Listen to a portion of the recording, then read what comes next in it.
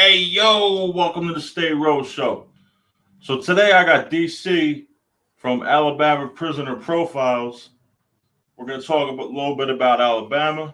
But before I do that, if you enjoy the content I'm pushing out, please hit the subscribe button. Also, channel memberships are up.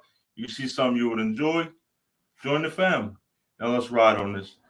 DC, what's going on, man?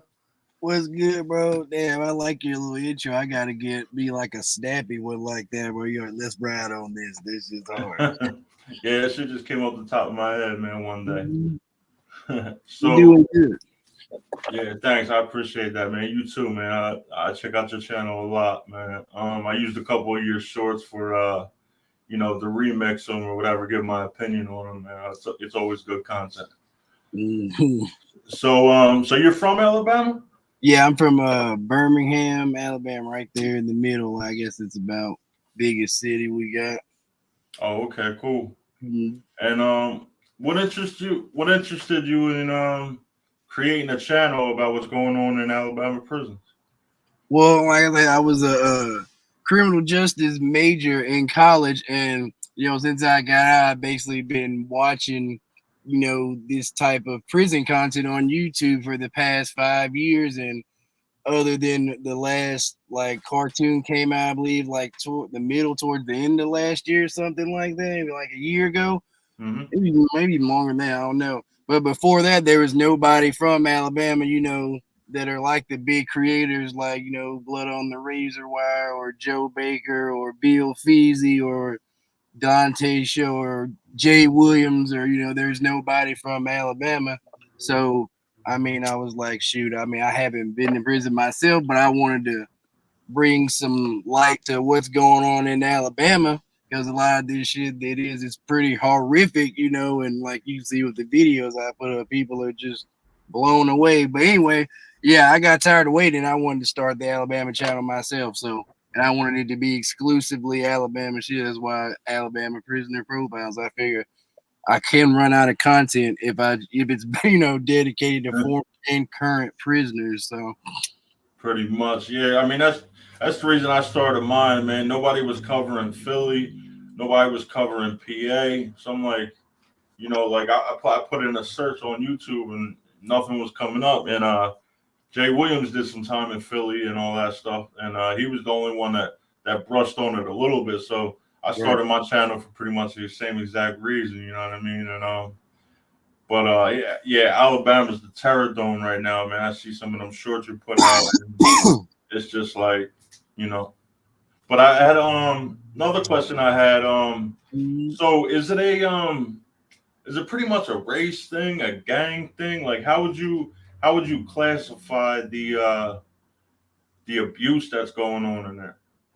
I mean, I guess all races get abused, but apparently what's making more headlines, or I guess getting more people attention, is when the white prisoners are abused and stuff like that, and that's real bad. There is gangs. There's a gang issue as well as, but majority. I was looking at it, and numbers wise, like the site says, there's 13,000 blacks and 10,000 whites, and it's men and women. So the Really? numbers nowadays aren't really as disproportionate as they were back in the day. But I would say the gangs do play a big part. But yeah, everybody gets victimized by it, because I would just say more so, like you hear cartoons say like white dudes are like targeted. It seems to be just off rip until they prove otherwise, that you're not a target. Like, Absolutely, yeah. You got to make yourself not a target. Yeah, and that's surprising, man. Because I thought the way it was looking that they were just totally outnumbered. That surprises me though. 13,000 to 10,000. You know now that the white gang members, yeah, they're totally outnumbered. But yeah, other than yeah, pretty much. what are they? What white bloods or they got They their got, own little thing? they got white. I'm sure members of black organizations. My good friend is a insane gangster disciple. The dude that I got like in my earlier video, he's locked back up right now. But they Yeah. got the Aryan Brotherhood here and the Southern Brotherhood, and Okay. they were stronger back in the day. But basically, white type organization. I've had a couple of them. on my channel, at least from the Southern Brotherhood, they all say the same type things like, oh, it's, about racial pride and blah, blah, blah. But I mean, the dudes I've had on, they've been pretty cool, from the old white dudes to the young Southern Brotherhood member. Like, we talk regularly. They're pretty cool. Like, the younger dude says he like mentors juvenile probationers. He said he even had this like young black kid that he's mentoring, and he's looking at him crazy with these swastikas on his arm. He's like, man, look, just because I've been through this, don't mean I don't want what's best for you. So I try to Absolutely. bring out the good people are doing at the end of the interviews and stuff like that. Yeah, I mean that's got to be a shock factor. You got somebody trying to school you on the game, and they got all that shit on their arms and everything like that. You know what I mean? So I guess it sounds like Alabama got a history of a little racism towards black people and everything like that, and it seems like you know those those organizations ain't as strong as they used to be. Mm-hmm. So now it's kind of like the tables have turned. That's what it sounds like to me. Yeah, it's kind of like a free for all. It's a free for all, like all the way around. Like yeah, like you see like a lot of similarities between Alabama and California because pretty much like every prison that gets talked about or whatever, it seems like they get compared to California. Like like oh that shit'll never fly in California.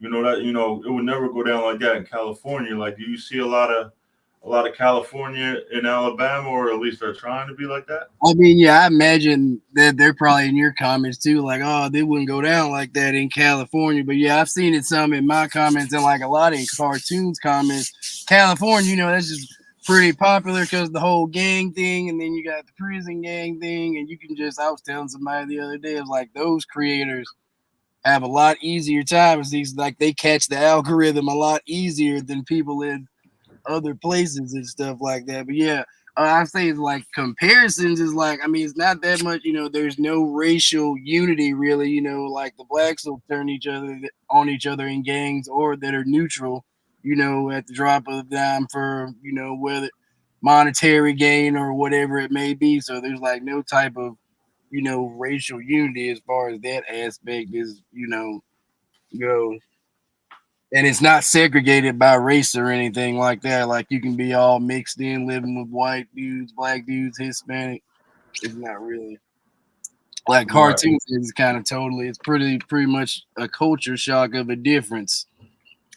Yeah, yeah, I seen that that short where he said like this like he walked out his cell, he seen white dudes, politicking with black dudes, just talking with black dudes, eating with, and he was just like, what the fuck is going on here? Like, you know what I mean? And I can It's imagine.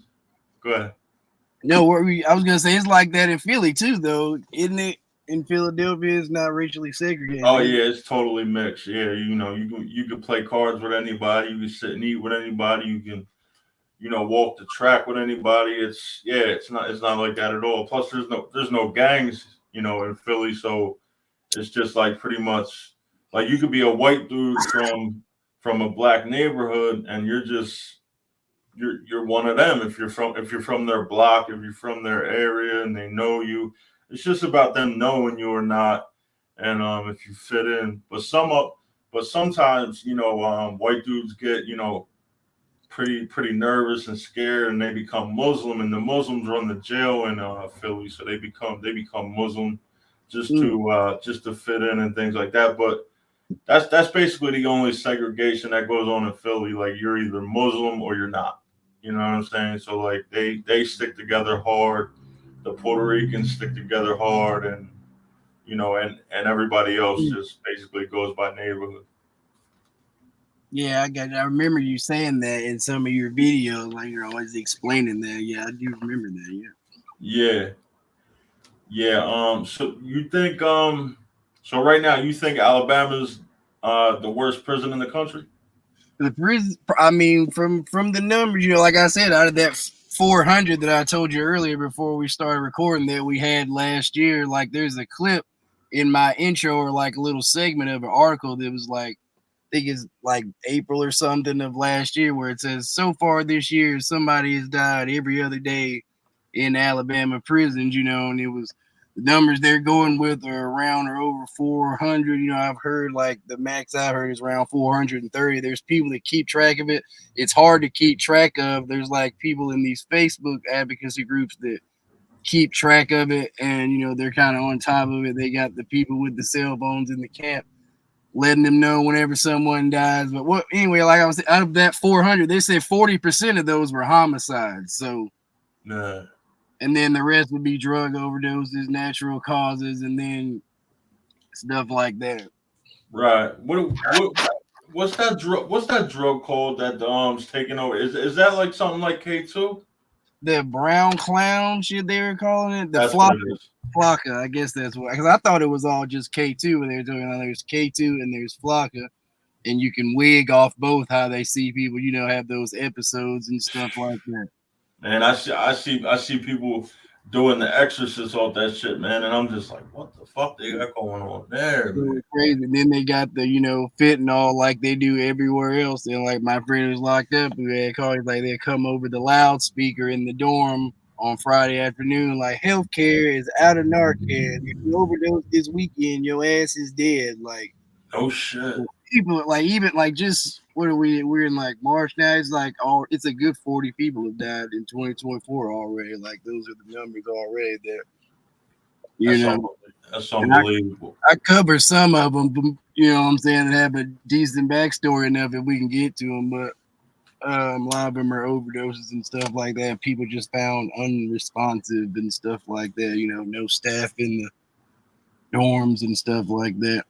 Like this one dude just choked to death that I did a story on this week. Like he choked to death on some inanimate object, and I guess nobody's standing around. It was during breakfast, which apparently is one of the better meals they have here in Alabama. So a lot of people were gone out of the dorm, and the dude, he said he was found gasping for air, and that's basically that. He choked to death. Like there wasn't an officer when they went to get one, I guess. But yeah, somebody should have did the Heimlich maneuver. But yeah, he's like 60 years old. Damn, that's crazy. Yeah, is there a shortage in guards? Because I seen something. I looked at something to where in some prison they were going on strike. Is that part of the problem? Lack of staff? Yeah, it's definitely one of the main issues is the lack of staff. They just upped the pay from starting like from 30K to 50. So that's helped. And like they had this whole show of it like in the middle of last year where they hired 63 officers and they made a spectacle of that, like that was supposed to be a big deal. And you see like the numbers that come out for the department, like the biggest prison we have called Limestone, and I think they said they're supposed to have like a staff of like 200 or 300 people, and they've only got like 80, 90 people. And so y'all are graduating 60 people when this one prison here is short 200 people or something like that. Like, so yeah, definitely a staff shortage. And then, so the staff shortage also, I've been analyzing because I've talked to a lot of former staff too. I try to, I'm for the betterment of the system as a whole. Like, I'm not just like a complete inmate lover. Like, I want it to be better the whole way around. And the officer, like, is it because you guys are so short? You would think because they're short staffed, they would be less likely to put their hands on you and stuff like that, but they're still, they're, unaliving prisoners and stuff like that fairly free. A guard we just had a guard get sentenced for assault. He caught 5 years, but yeah, just because there's less staff, there's like, we got to show you we're not playing off rip and go ahead and do something terrible to you and probably in front of everybody to let everybody else know we're not playing. You know what I'm saying? Yeah, which is I mean, it's never cool to take a life, especially when you're just, you're there to observe and keep people safe and shit like that. But I can see where they're coming from by, setting examples and things like that because they're so understaffed that, like, listen, like you said, we're understaffed, but like we'll put hands and feet on you. You know what I mean? And and whether it works or not, they try to set that precedent, but still overall that ain't cool. That ain't in their job description, and it's just overall Right. not cool. That's why I was saying, like, your punishment is being there, not anything else the staff or the prisoners can cook up for you. Like, no matter what your case is, I guess that's the objective advocate way to look at it. Absolutely, absolutely. I think, man. From what I see, I think Alabama, man. Like I haven't been locked up for 5 years, going on Mm, 6, and nice. bro, this cell phone thing. Yeah. I think Alabama might have the most cell phones out of anybody. Yeah, I was gonna get to that. There's like other than the lack of staff, the staff they do have, a lot of them, they're corrupt as hell. They're bringing in a lot of shit from drugs to the cell phones. Like I just did this whole profile on this dude who's locked up the other day, and he actually shared it on his Facebook page, and he was like, "Oh, why me?" And it's like, because you have your whole life in prison on Facebook. I was able to gather so many photos, and it's like, damn, I kind of feel bad. I'm like, if they wanted to build a case, they might. Yeah, I'm like, I feel bad about sharing this stuff because sometimes, like, they'll go to lockup and stuff like that behind stuff that goes viral. They'll just take them to lockup and stuff like that. And I'm like, you have all this stuff out. You're putting this out on the internet yourself, and I'm just sharing it. And they're like, "Oh, bro, you share them?" I'm like, "Bro, you had 1 million views when I shared it, but you want me to exactly. take it down? Well, come on." Exactly. I mean, it's already out there, bro. I'm just hitting the share button. Like, I mean, and what you're doing, like, what you put a lot of things, try to gather awareness, which is great. Like, they do it to, look how hard our prison is and this and that.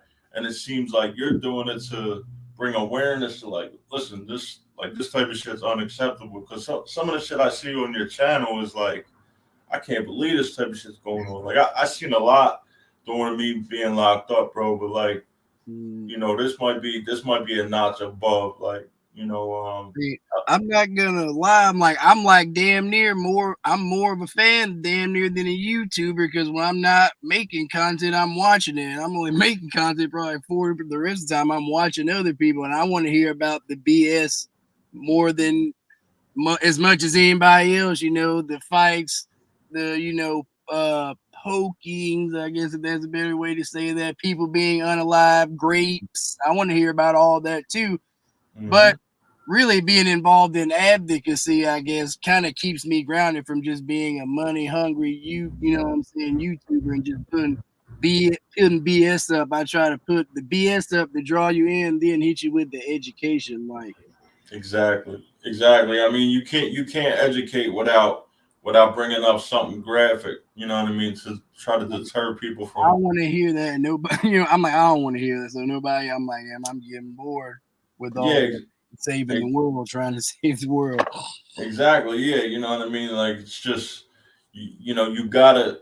It's kind of like, just giving them the story and be like, listen, this could be you one day. Like, you know what I mean? And that's the truth, man. I mean, people don't watch out. People, get in the street when they shouldn't, end up in those places. This could definitely be you one day. You know what I mean? And that's the message I'm trying to send. You know what I mean? Besides, getting the story out, with Philly, with Kensington, where I'm from, and stuff like that. It's just like, it's way too much content, but there's always something to learn from each video and each short and everything that you put out and all like that. So without like getting into too many details or whatever, like, you can go as far with it as you want. Like, what's the worst incident that you heard coming out of Alabama? I mean, I guess probably the one that went the most viral on my page. Probably the second most viral video I have of this case that happened, back in like the end of last year, where they can check it out. Daniel Williams, was on YouTube a little there. Blood on the Razor Wire covered it. I think Dante Show covered it. Lockdown 23-1, and then made the news, like, where little white kid. Apparently, they said he owed some money, and he was escorted from his dorm to another dorm at knife point and violated, and then sold out to be violated, and then allegedly given a cocktail of like 3 different types of hard drugs, and which pretty much left him brain unalive, in a state of being brain unalive, and threw him in the bed, left him in the bathroom, turning gray, threw him in the bathroom. I think I seen that one. I think Chad did a video with his uncle. Yeah, That the one? Yeah, that was crazy. That was some sad shit, man. Like you can tell his uncle felt that, and it's just No, people that was out a different case. He had that dude. I think he had Daniel's actual parents on there. Oh That yeah, was a different case. He had Daniel's parents on there, but yeah. Oh, okay, yeah, there was. Well, then it must have been a different one. Same type of situation where Yeah, he it had was similar. he had some dude's uncle on there, and same type of shit happened. They beat him to. He was gone, and for old money. I think they lured him to the kitchen or caught him in the kitchen or something like that. But it's probably just too many incidents to even get into and things like that, man. But what do you got? So what do you got? What's your plans for your channel? Coming up. What do you got? What do you got planned? Yeah, I'm really just trying to, kick more interviews out like I do this, just keep doing what I'm doing. I'm trying to grow, like, everybody's growth different. It took me 6 months to be monetized. So we've been monetized for 4 months. So yeah, we're just trying to do the same thing and grow the channel and keep promoting it across the other 4 platforms. And yeah, I guess I'd like to get into some in-person interviews if I could. Absolutely, man. You're doing a great job, bro. Doing, I think it's a great thing what you're doing because like people like me that had no idea Alabama was so bad. You're bringing awareness and stuff like that. So I commend you for that, man. Yeah, that's the 2 main. Obviously, the goal is to be successful on YouTube, but the other goal is to bring awareness, educate, and hope the content speaks for itself. It's deterring in itself. I don't have to say at the end like, "Don't let this be you." It's like people are in the comments like, "Oh my!" Like from other states, like I don't even say the word Alabama. Like I'm not going. I'm not none of that. Oh yeah. Yeah, no doubt, man. Like you ain't gonna catch me in Alabama anytime soon. But yeah, man. Yeah, for real. I appreciate having you on. I appreciate you taking the time coming on, man. Everybody, check out Alabama Prisoner Profiles, man. It's a great channel. If you haven't, I'm sure you have, but if you haven't, man, make sure you check them out. DC, I appreciate having you, bro. And great luck with your channel, man. Hey, you too, bro. I appreciate you. Y'all need to make sure y'all hit the like button on bro videos and be sharing bro videos because the Kenzo Files definitely should have way more followers or subscribers rather than he has. So I done watched all bro videos, so y'all should have too if you're watching this one. So Thanks a lot, bro. Everybody do the same for DC, man. All right, brother. You have a good night, man. all right, bro. You too. Salute. Bye.